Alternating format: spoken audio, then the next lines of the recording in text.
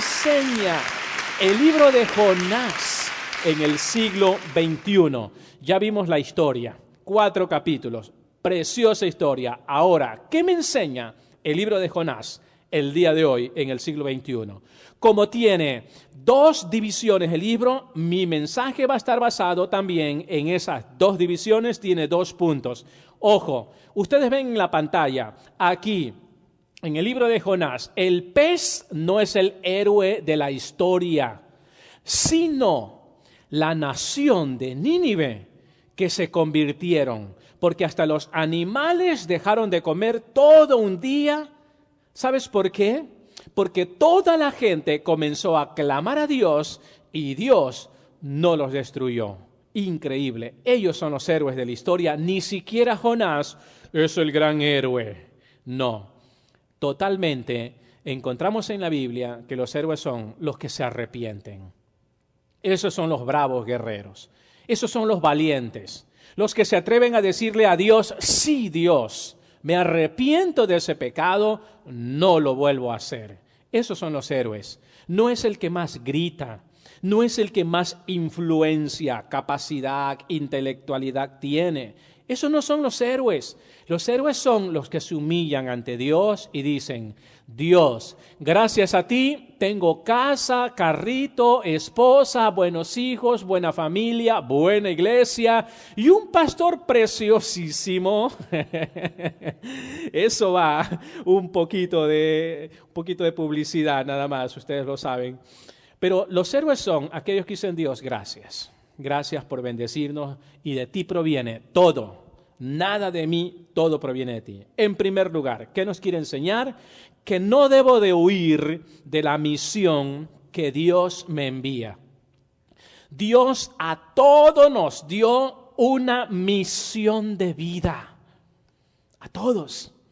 Pregúntele a su vecino, ayúdeme a predicar, por favor, dígale, ¿cuál es tu misión de vida? Pregúntele y dele la respuesta, vecino o vecina. ¿Cuál es tu misión de vida? Pregúntele. Dios a todos nos trajo a este mundo, no en vano, no por gusto. No, Dios nos trajo a este mundo con una misión de vida. La tenemos aquí nosotros en nuestra vida. La respuesta debería de ser, ¿cuál es tu misión de vida? Dele la respuesta. ¿Sabe usted para qué está en este mundo? Muchos están para servirle al alcohol, a las drogas, a la prostitución, han venido para la pornografía, han venido para la vida loca, han venido para los chismes, otros han venido para ser cuentistas, pleitistas, buscapleito y todo eso. Muchos tienen ese tipo de misión. La misión de muchos es atacar, odiar, robar, mentir, envidiar. Esa es la misión para muchos. Pero Dios a cada uno no nos trajo con esa misión. Esa no es la voluntad de Dios. Tenemos que cambiar esa misión. ¿Para qué estás sirviendo el día de hoy? Dios te trajo con una misión. Nuestra misión ahora es descubrirla. ¿Para qué soy bueno en la tierra? ¿Para qué me trajo Dios? ¿Cuál es mi misión de vida? Porque Dios no nos trajo en vano. No venimos del chango, no venimos de la explosión del Big Bang. No venimos de eso. Venimos con un propósito definido, clave que Dios nos trajo. Y todos tenemos una misión de vida. ¿Su misión de vida cuál es? Ser un pastor, ser un evangelista, un misionero, un ministro, un cantante, uno que pone luces, uno que sirve a Dios, un médico, un ingeniero, un abogado, un plomero, un arquitecto. ¿Cuál es su misión de vida? Todos tenemos una misión de vida y tenemos que cumplir la cabalidad. Hay misión de vida secular, nuestro trabajo, nuestra profesión, y hay la misión de vida espiritual. Es lo que Dios nos mandó a hacer en su obra. ¿Cuántos ya saben cuál es su misión de vida espiritualmente? O sea, ¿a qué le trajo Dios al mundo entero para servir en la iglesia? ¿Cuántos ya lo saben? Pocos. Los demás no saben cuál es su misión de vida. Yo sé cuál es mi misión de vida. ¿Cuál es? Ser un pastor, ser un maestro.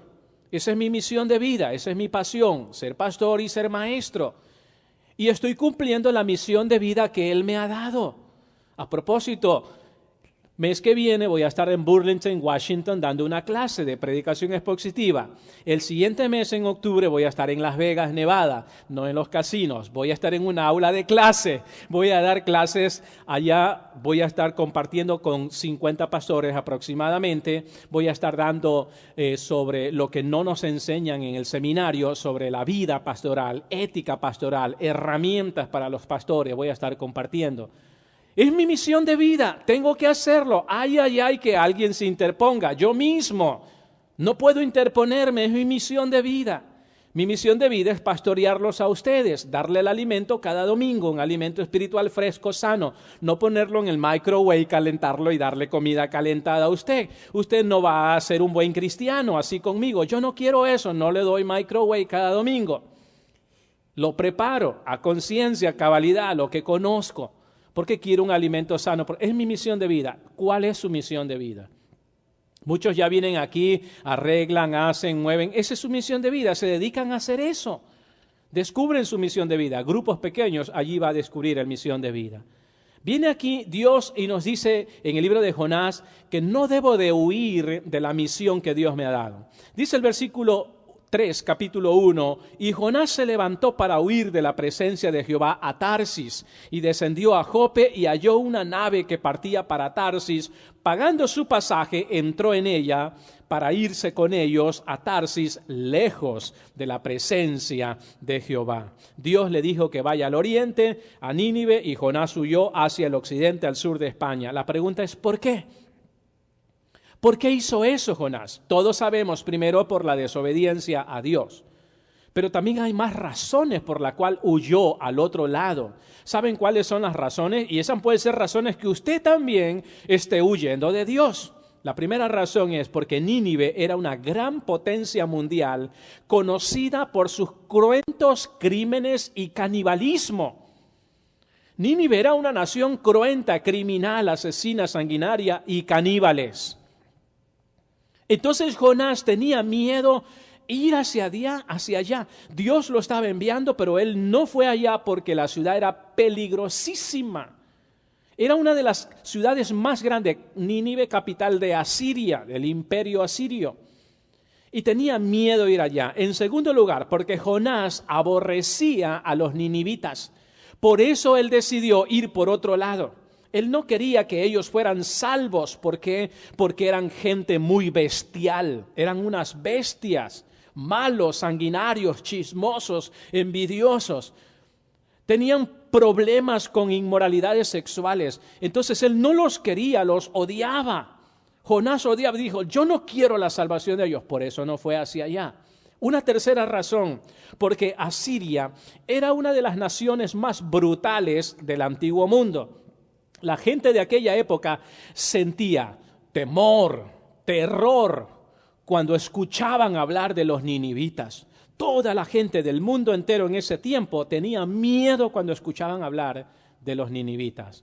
Esa es la razón por la cual Jonás dijo, si yo voy allá, a mí también soy hombre frito, hombre muerto, ¿para qué ir allá? Por eso se fue lejos, huyendo. Una cuarta razón, mira, ellos utilizaban métodos de forma más crueles para matar a la gente que ellos lograban cautivar, porque ellos iban invadiendo pueblos, invadiendo, y usaban los métodos más crueles de aquella época. Por ejemplo, enterraban hasta el cuello a la gente, así los mataban. Los agarraban cuando iban a invadir pueblos, tierras, los agarraban y lo ponían en el tremendo sol, en el desierto, hacían hueco y los enterraban hasta el cuello, solo la cabeza le parecía a ellos. Le ponían, amarraban su lengua con un cinto de cuero, amarraban la lengua y allí los dejaban morir, ellos observando, gozándose y riéndose cómo moría la gente de esa manera. En el candente sol, y la persona, ojo con esto, enloquecía antes de morir y eso le encantaba ver a ellos. Qué crueles, bien crueles.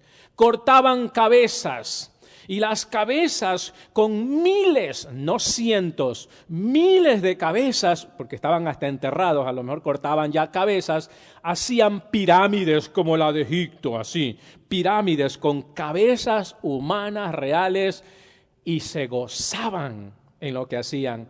¿Piensas tú que si tú hubieses sido Jonás, hubieses ido a predicar allá? Aló, pregúntele a su vecino, hey, ¿hubiese sido con tremenda gente cruel allá? Cuando salían a la guerra, mira lo que hacían ellos. Ellos llevaban a sus familias con ellos a la guerra. Llevaban a sus esposas, a sus hijos, todos malos sanguinarios lo llevaban a la guerra y avanzaban sin orden alguno. Pero cuando llegaban a una ciudad, ojo con esto, todos, el pueblo salía a la guerra con sus familias y con todo. Y cuando llegaban a una ciudad eran tan temidos, les tenían tanto terror, causaban tanto pavor que se dicen que cuando entraban en algunas ciudades, la gente o ciudades, pueblos enteros cometían suicidio antes de caer en manos de esta gente tan brutal como los ninivitas. Pueblos enteros preferían matarse ellos mismos antes de que cayeran en manos de la gente brutal de Nínive. Increíble. Pregunta, aún así, ¿iría usted a predicar a Nínive? Pregúntele a su vecino, sígale preguntando. Ayúdame a predicar, por favor. Aún así, ¿seguirías hacia allá? Ojo. También aproximadamente más adelante se llevaron a cabo ataques contra el pueblo de Dios, Israel, invadiéndolos. Llevaban cautivas a las mujeres y las asesinaban brutalmente. Y a los hombres y a los niños los asesinaban también con brutalidad. Agarraban lo agarraban de la cabeza a los niños y daban vuelta a los niños. Así los mataban. Reventaban sus cuerpos. Esa es la forma más brutal y sanguinaria con ellos. Ahora a lo mejor Jonás seguramente sintió la presencia de los asirios porque siempre trataban de invadir a Israel, y de pronto Jonás sintió la presencia de los asirios y él pudo ver a lo mejor cómo sus familiares eran asesinados cruelmente, su mamá y su papá, o quizás pudo ver cómo los asirios, los ninivitas abusaron violando a su propia hermana, etcétera, etcétera. A lo mejor por todas esas cosas Jonás no quería ir a predicar a Nínive para que Nínive sea salvo. Pero ojo con esto, el corazón de Dios es más amoroso que el nuestro. Sí, porque aún así con todo eso viene Dios y dijo, yo quiero salvar a esa ciudad brutal. Paganos, no me conocen, son malos, quiero salvarlos. Y usó a Jonás para que vaya a predicar, y Jonás no quiso. Dije varias razones por la cual él huyó. La realidad es que Jonás, este Jonás desobediente, no confiaba en la misión que Dios le estaba enviando, que Dios le estaba dando. No confiaba. Él debió de haber confiado. Si Dios lo mandaba a esa misión, Dios lo iba a guardar. Dios no iba a permitir que muriese. Dios no iba a permitir que lo asesinaran. Dios no iba a permitir que le cortaran el cuello. Cuando Dios envía, todo es seguro. Cuando Dios te manda a hacer algo, confía en Dios. ¿Por qué? Con Él es seguro. Si Él te manda a hacer algo, confía en Él, Él te va a guardar. Él te va a proveer. Él te va a dar lo necesario. Él te va a dar las palabras necesarias. Cuando es Dios, vaya, haga la obra de Dios. Pero Jonás confió en su propia capacidad. Y cuando confía el ser humano en su propia capacidad, se da cuenta que lo pueden matar, que lo pueden callar, que le pueden hacer daño, que le puede caer la brujería, que le pueden hacer maldades, porque no confía en Dios. Confiemos 100% en Dios y no huyamos de la misión por la cual Dios nos ha enviado. Jonás estaba dispuesto a servir a Dios, sí, porque era un profeta. Y estaba dispuesto a servir a Dios, pero no en las cosas difíciles. Por eso huyó. ¿Cuántos de nosotros estamos dispuestos a servir a Dios? ¿Estás dispuesto a servir a Dios? ¿Cuántos quieren servir a Dios? ¿Pero en las cosas difíciles también? ¿Sí? Sí. Tenemos que hacer en esas cosas que te duelen, que te hacen decir, no, eso sí que no. 3 horas en la iglesia, no, eso sí que no. Esos son los Jonases del siglo XXI. Sí. 4 horas en la iglesia. ¿Por qué 2 horas antes del servicio para servir a Dios? ¿Por qué no? Yo no quiero. Esos son los Jonases, son reales, están con nosotros, en medio de nosotros, son nuestros amigos, pero son los Jonases del siglo XXI. ¿Aló? Es real. Esos que dicen, ¿para qué diezmo y ofrenda a la iglesia? Quieren servir a Dios, pero no en las cosas que para ellos es difícil. Dice, eso es duro, eso es difícil. Esos son los Jonás del siglo XXI que no confían en Dios, confían en sus propias ganancias, confían en su propio tiempo. Sí. Hay muchísimos Jonases. Yo podría seguir nombrando y seguir ofendiendo a los Jonases del siglo XXI. Los amigos que me ven en todas partes del mundo, en América Latina especialmente, hay muchísimos Jonases en América Latina. Y podemos seguir nombrando de todos aquellos que dicen que sí les gusta servir a Dios, pero no en las cosas difíciles. Jonás sí quería servir a Dios, pero no en las cosas difíciles para ir a Nínive. Él decía, yo no voy a correr el riesgo, yo no voy a tomar riesgo por mi vida, yo no voy a dejar mi comodidad. ¿Qué? ¿Lavar los baños de la iglesia? ¿Qué? Esos son los Jonás del siglo XXI. Barrer la iglesia, arreglar una silla, sacar esas luces, volverla a poner, quedarme 1 hora después del servicio para poner la alarma y cerrar todas las iglesias y apagar las luces de arriba y abajo del edificio. ¿Qué? Esos son los Jonás del siglo XXI que quieren servir a Dios, pero no en las cosas para ellos difíciles. ¿Te fijas? Aló, en esta vida no hay nada que satisfaga tanto nuestra vida, nuestra alma, como el trabajo que hacemos en el Señor. Y no importa cualquier tipo de trabajo. ¿Sabes cómo yo empecé para estar acá arriba? Lavando baños en mi iglesia. Y este video los ven los hermanos de la iglesia donde yo asistí hace 32 años atrás. Ellos ven este video y ellos saben que lo que digo es verdad.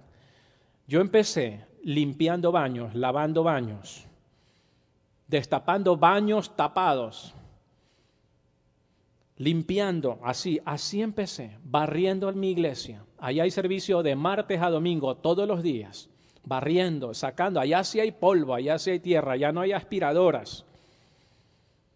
Así empecé, limpiándole la trila a mi pastor, que todo esté brillante. Así empezamos, día a día, por años, no por mesecitos, sin quejarme, sin pedir ayuda. Pastor me decía, ¿quieres ayuda? No, déjeme para mí toda la bendición de Dios para mí, todo lo que Dios tiene para mí. Y mira, Dios me ha bendecido. ¿Sí ves? Así empecé.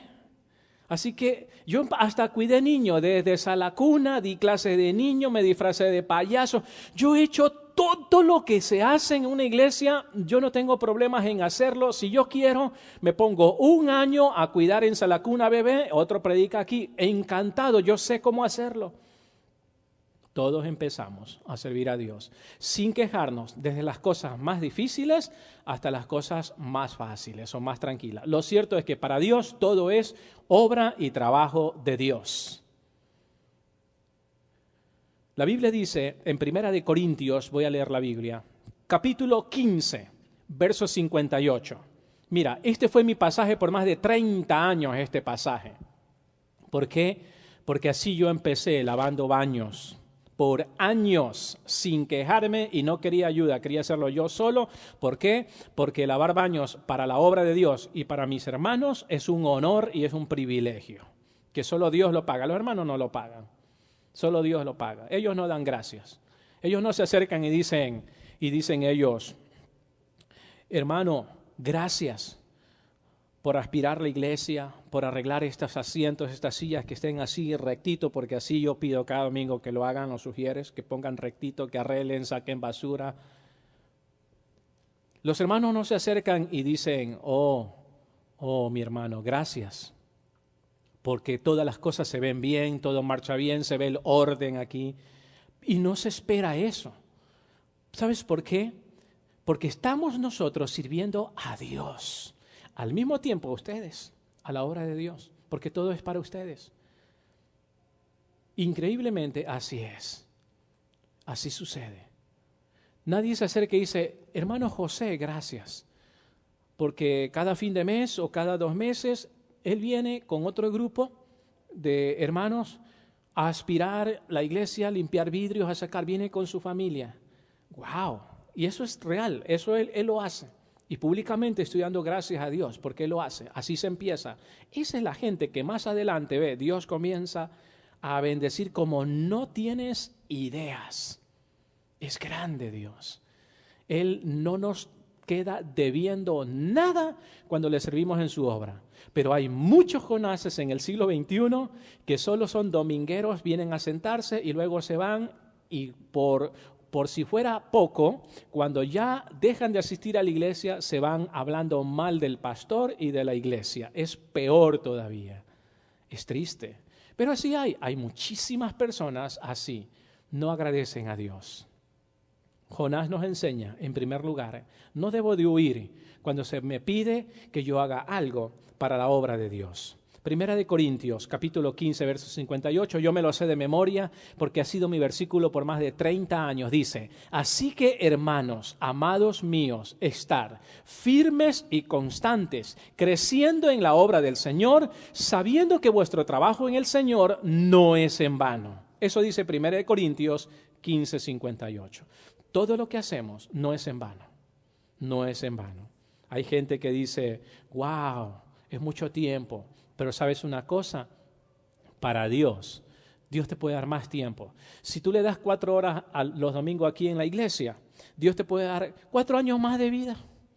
Y en el momento de la angustia, cuando clamas, no me lleves todavía a Dios, viene Dios y te dice, ¿sabes qué, mi hijo? ¿Sabes qué? Tú nunca te negaste a venir más horas a la iglesia, allí te van tus 4 añitos más. ¿Sí? ¿Puede suceder eso? ¿Sí o no? Sí, Dios es el Dios del dador de la vida. Pero por no estar más horas aquí o venir más temprano a la iglesia, se te puede acortar la vida, de veras. Se te puede acortar la vida. En fin, en segundo lugar, ¿qué me enseña el libro de Jonás en el siglo XXI? Que Dios salva a los más viles pecadores. Los salva Dios. Dice la Biblia en el capítulo 3, verso 10.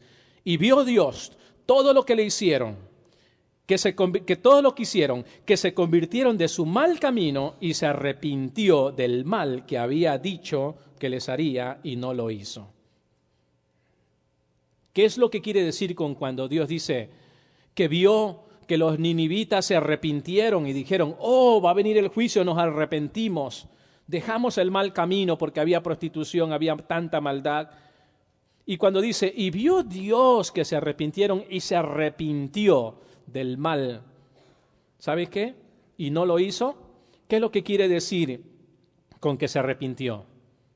Quiere decir esto, si gusta toma, apunte, es muy importante. Dios tiene muchos atributos. Dios es inmutable. Dios no cambia.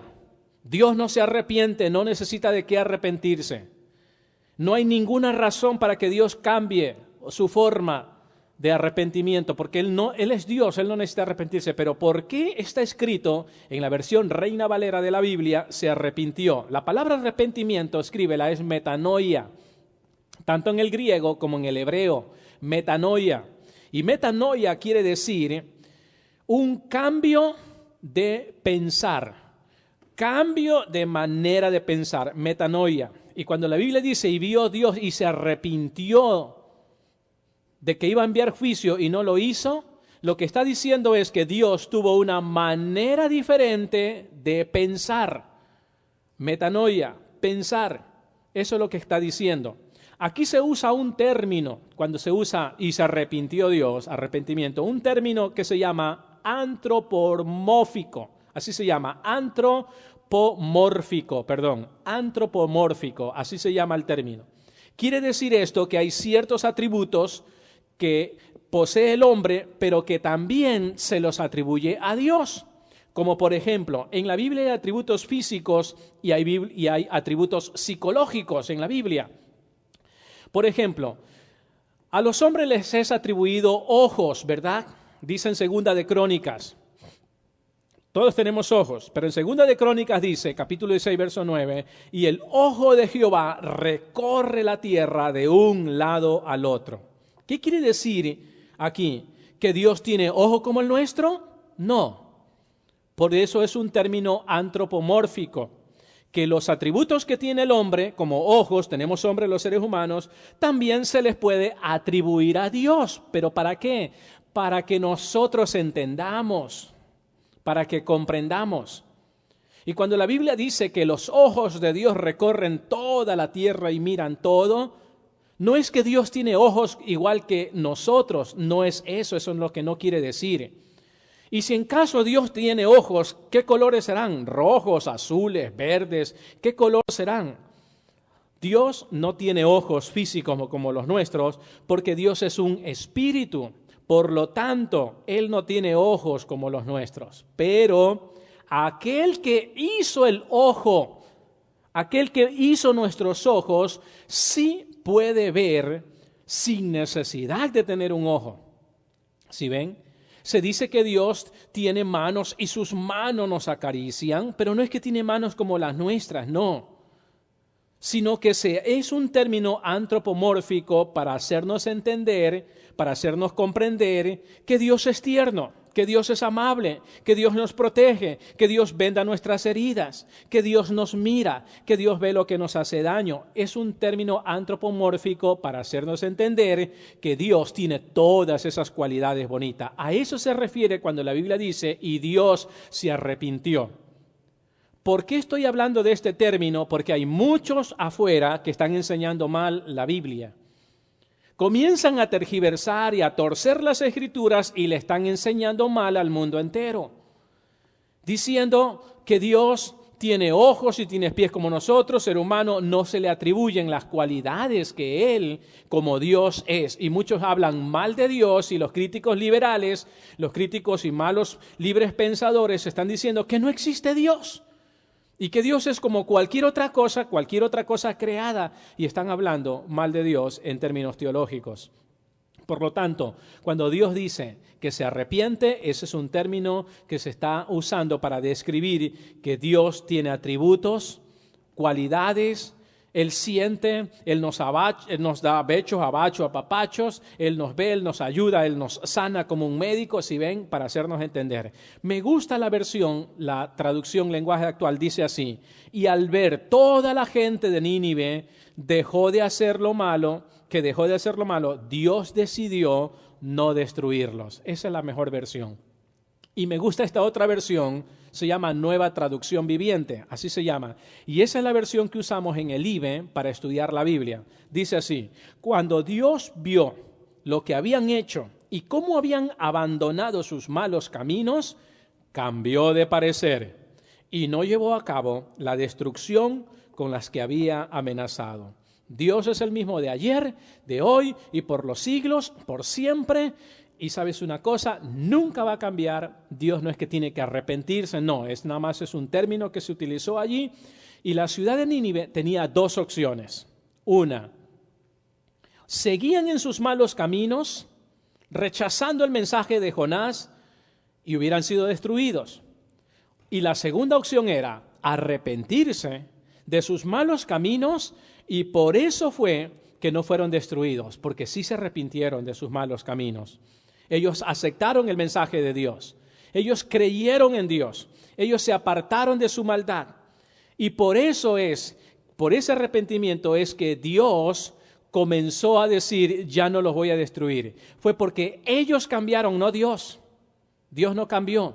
Dios no se arrepintió. Se arrepintieron ellos. Y ellos fueron los que cambiaron su manera de pensar. Metanoia, ¿qué significa? Cambiar manera de pensar. Eso significa. ¿Cómo yo pienso acerca del pecado? ¿Qué piensa Dios acerca del chisme? Todos los chismosos, por ejemplo, en el mundo entero. ¿Cómo piensa Dios del chisme? Dios dice, el chisme es bonito, me agrada, me encanta el chisme, dice Dios. ¿Creen ustedes eso? No. Dios dice, el chisme hace daño, el chisme divide familias, el chisme asesina, mata, odia, envidia, amargura, el chisme hace todo eso. El chisme daña matrimonios, daña dignidades. Eso piensa Dios. Los ninivitas pensaron acerca del pecado como Dios piensa. Y ellos fueron los que cambiaron, no Dios. ¿Se fija? Ellos fueron los que se arrepintieron, no Dios. Dios no tiene de qué arrepentirse. Entonces, no fue destruida esta ciudad, pero ¿sabes una cosa? Aquí está lo triste. Esta ciudad, 150 años después, fue destruida, tal como predijo el profeta Nahum, cuando profetizó en el libro de Nahum, capítulo 1, verso 1. 150 años después del arrepentimiento y buscaron a Dios, les duró el arrepentimiento 150 años a la nación nada más. Porque después fue destruida por causa de vuelta sus horribles pecados. O sea que duró aproximadamente unas 4 generaciones aproximadamente, y la 4ª generación ya se olvidó de Dios. Ya no pasaron la historia. ¿Qué nos enseña el día de hoy todo esto en el libro de Jonás? Tenemos que pasar la historia de Jesucristo a nuestros hijos, a nuestros nietos. Cómprale una Biblia en lugar de comprarle un smartphone o en lugar de comprarle un videojuego. Cómprale una Biblia en su idioma. Si sabe inglés, cómprasela en inglés. ¿Sí ves? Así estás pasando la vida plena, hermosa de Jesucristo de una generación a otra. Cómprale un libro maravilloso que hay para niños, bíblico. En lugar de llevarlos a cualquier otra cosa, cómprale algo que le edifique, que se ayude. Tráelo a la iglesia. Al parque sí lo llevamos cuando es el cumpleaños, pero no lo traemos a la iglesia cuando cumple años. ¿Te has fijado en eso? ¿Te has dado cuenta de eso? Sí. Les duró 150 años nada más el arrepentimiento y nuevamente la nación fue destruida porque no se pasó la salvación de Jesucristo de generación a generación. Solo duró 3, 4 generaciones y se acabó. No se siguió la línea de la evangelización. Y eso es lo que nos enseña a nosotros este libro. La salvación, encontramos en este libro, para terminar, 2 cosas también importantes. La salvación de los pecadores cristianos también me enseña estos 4 capítulos del libro de Jonás. La salvación de los pecadores cristianos y la salvación de los pecadores paganos, como Nínive. ¿Por qué la salvación de los pecadores mundanos, ¿Por qué cristianos, ¿Por qué?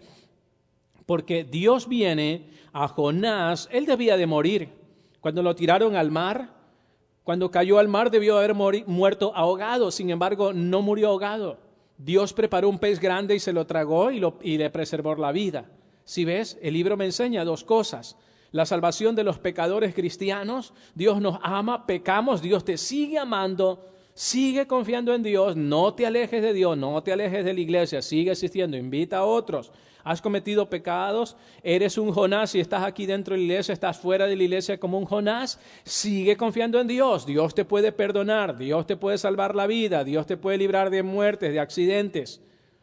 Y también nos enseña la salvación de los pecadores paganos. ¿Sí ve? Eran viles pecadores, malicísimos. Quizás tienes amigos, familiares que son malicísimos. Ora por ellos, evangelízalo a ellos. Dios los va a salvar también a ellos. No hagamos acepción de personas. ¿Sí ves? Y ocurren finalmente 10 milagros en este libro de Jonás. 10 milagros. El primer milagro, si gusta, escríbelo. Capítulo 1, verso 4. Jonás hizo levantar un gran viento en el mar. El primer milagro. ¿Por qué? Porque ese viento huracanado y esas olas y todo eso, ¿sabe qué pasó? Cuando tiraron a Jonás al agua, hubo un milagro. Se calmó. Milagro. ¿Sí ves? Jonás hizo levantar un gran viento en el mar por la desobediencia. Eso es un milagro. Capítulo 1, verso 7, segundo milagro. La suerte cayó sobre Jonás. Estaba en una barca huyendo hacia Tarsis. Hubo tempestades fuertes. Se calmó, hubo un milagro. Pero cuando estaba en la barca durmiendo abajo y los marineros arriba estaban pasando momentos difíciles, dijeron, aquí hay alguien que anda mal y su Dios nos está castigando. Echaron suerte, la suerte en ese tiempo, agarraban un bote y metían piedras blancas, blancas, blancas y una sola piedra negra, es lo que hacían ellos. Y cada uno agarraba una piedra y sacaba una piedra y al que le salía la piedra negra, ese era el que estaba causando el problema. Y la piedra negra cayó en Jonás y él dijo, tíreme en el mar, yo soy el culpable. Ojo, ahí hubo un milagro. Imagínate si la piedra negra hubiese caído en otro marinero. No existía el milagro. Dios hizo un milagro allí, ¿se das cuenta? Número 3, el tercer milagro, capítulo 1, verso 15. El mar se puso quieto, manso. Ese es otro milagro. Cuarto milagro, verso 17 del capítulo 1. Dios tenía preparado un gran pez gigante. No se sabe si fue ballena, si fue tiburón, quién sabe, pero dice un pez gigante. Es el quinto milagro y lo tragó. Verso 17, el quinto milagro. Traga este pez a Jonás. Eso es un milagro. Pudo haberlo hecho pedazos, ¿verdad? Con los dientes grandes para poderlo digerir mejor. Sin embargo, se lo tragó. Eso es otro milagro. El sexto milagro, capítulo 2, verso 10. Mandó Jehová al pez y lo vomitó a Jonás en tierra. Eso es otro milagro. Viene Dios y le pone un GPS al pez gigante y le dijo, vaya mi taxi, el pez gigante era un taxi, le pone el GPS rumbo a Nínive. Ese es otro milagro. Ya existía el GPS en ese tiempo. Viene Dios y le pone el GPS. El séptimo milagro, capítulo 3, verso 10. Vio Dios lo que hicieron el arrepentimiento de los ninivitas y se convirtieron de su mal camino. Vio Dios lo que hicieron. Ese arrepentimiento es otro milagro de Dios. El milagro número 8, capítulo 4, verso 6. Preparó Jehová una calabacera. Tenía tremendo sol y viene Dios, le manda sombra, le hace sombra, porque él hizo una enramada, pero no había cómo cubrirla. Viene Dios y hace criar una plantita de calabazas y la planta rapidito, así en pocos segundos, cubrió a Jonás del sol. Ese es otro milagro. El milagro número 9, capítulo 4, verso 7. Dios preparó un gusano. En el desierto un gusano. Imagínate en el desierto un gusano con un cruento sol, porque hasta del sol dijo Jonás, Señor, quítame mejor la vida. Y viene Dios y prepara un gusano especialmente para que dañe la calabacera y se secó. El gusano viene y se come toda la savia de la planta. La planta tiene una savia adentro. Se come toda esa savia y la secó. El sol también la secó. Un milagro, un gusano. Y el último milagro, milagro número 10, capítulo 4, verso 8. Preparó Dios un viento oriental abrasador y que con el sol hería a Jonás la cabeza. Y por segunda vez Jonás le dice, Señor, mátame. El sol también lo tenía loco a Jonás. Y encontramos este milagro, un viento. Dios permitió, si ven los milagros, un libro que registra 10 milagros maravillosos. ¿Qué nos quiere enseñar finalmente el libro de Jonás? Que usted y yo debemos de evangelizar, ir a llevar el evangelio, predique en las calles, en las plazas, en su trabajo, llévelos a su casa, familiares, amigos, tomen café. Ahora que ya viene el invierno, ya se nos acaba el verano, qué triste. Antes de que acabe el verano, haga un barbecue, háblele de Cristo, invítelo. Haga eso, vaya a ver una movie cristiana con ellos, un partido de fútbol con ellos, involúcrese con ellos, mézclese con ellos. No importa, son malísimos. Hablan palabras sucias, hablan mal estilo de vida, mézclese con ellos, pero con el objetivo de hablarle de Jesucristo, y Jesucristo los va a salvar y cambiar a ellos, así como lo hizo con los ninivitas.